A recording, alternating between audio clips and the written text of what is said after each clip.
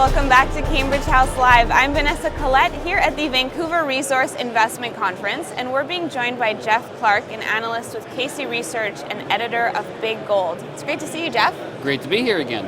Now, Jeff, a lot of analysts we've had on the show have been mentioning how gold has been breaking out in a lot of currencies around the world, in the yen, in the ruble, in the euro. So what does this mean? Well, basically, you can buy and sell gold in any currency that you want. We in North America are buying it in US dollars or Canadian dollars. But what's interesting is that last year, 2014, gold rose when valued in other currencies, in every other major currency around the world. The only currency that it fell in was the US dollar, and that was only down by 1.8%.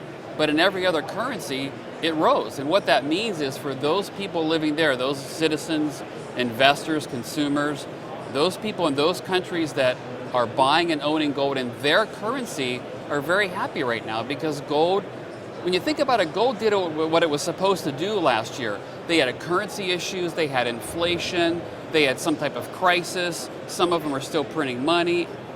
Gold did what it was supposed to do. That's the good news for us as gold investors. It rose in those currencies. Those people were able to protect their purchasing power and their assets and avoid crisis simply because they held gold. And why is it a bullish indicator? Why is it good for us even though it didn't rise in the US dollar? Because gold did what it was supposed to do, that means for us in North America, if we do get inflation, if we do get a crisis, if the central bankers are forced to go back and print more money, if the economy really does improve and we really do have a legitimate recovery and all that money that's been printed enters the economy and we get inflation, gold is going to respond. That's the message. Gold did what it's supposed to do. It will do it here as well. And I think there's a high likelihood that that's coming at some point down the road. I personally think inflation is inevitable. If I'm right, gold is going to rise. We are going to hold our purchasing power and literally protect ourselves against crisis simply because we own gold. Now, we've seen the gold stocks have been outperforming gold a little bit, and that's typically seen as a very bullish indicator. Do you agree with that? Absolutely.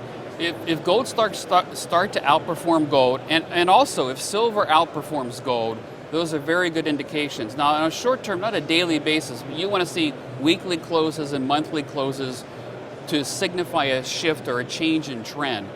When you start to see that, then I think we can start to get a little excited that, hey, a new bull market is born, it's underway, and we can get excited about that. So we're going to keep watching that, but as of right now, that's exactly what's happening. So we're going to monitor that and watch for that, and it could be an exciting time coming up. Could 2015 be the turnaround year?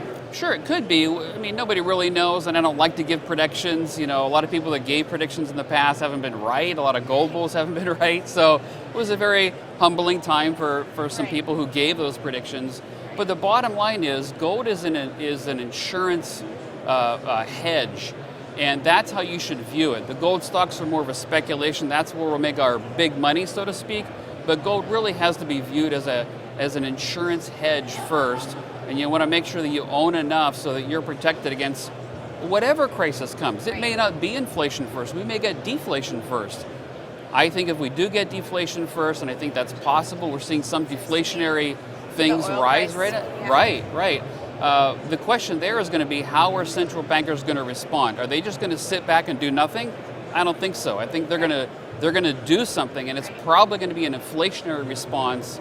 And sooner or later, they're going to get what they're wanting. And we've seen it before, right? An overnight repricing of gold in response to inflation. Oh yeah. That's probably the number one reason you want to hold gold right now. I mean, if there was ever a period in history to be holding gold right now, this would be it. So the setup is actually perfect for gold. We don't know the timing. We don't know if it'll be 2015, but the setup, the circumstances are definitely very bullish and are giving a strong indication you need to own a sufficient or a meaningful amount of gold right now. You're not just talking about wealth preservation right now. You're talking about capital appreciation as well? Absolutely. Just for example, in the ruble last year, the gold price went up 73% in rubles last year. Inflation was 11%. The ruble fell 46% or whatever it was. But gold rose 73%. So it actually outperformed inflation. It outperformed the fall in the currency. So again, the message there is that is the response I think we can expect here in North America whenever we do see the next crisis, whatever it may be. Now, just as we wrap up, everyone knows that China has been accumulating a lot of gold, Russia as well. Why do you think China has been buying so much gold? Well, we could ask them, but I think it's pretty obvious. They've been through crises before. They have inflation. They've had crisis. They've had currency issues. They've had central bank intervention, similar to what we have had. But there's a lot of reasons why they may want to own gold, and they don't have as much gold as the United States that we know of. So they need to accumulate more. They don't like what's happening to the dollar. So there's lots of reasons why they may be accumulating, but I think the message with China right now is that I don't think we have to worry about the gold price because China's got our back.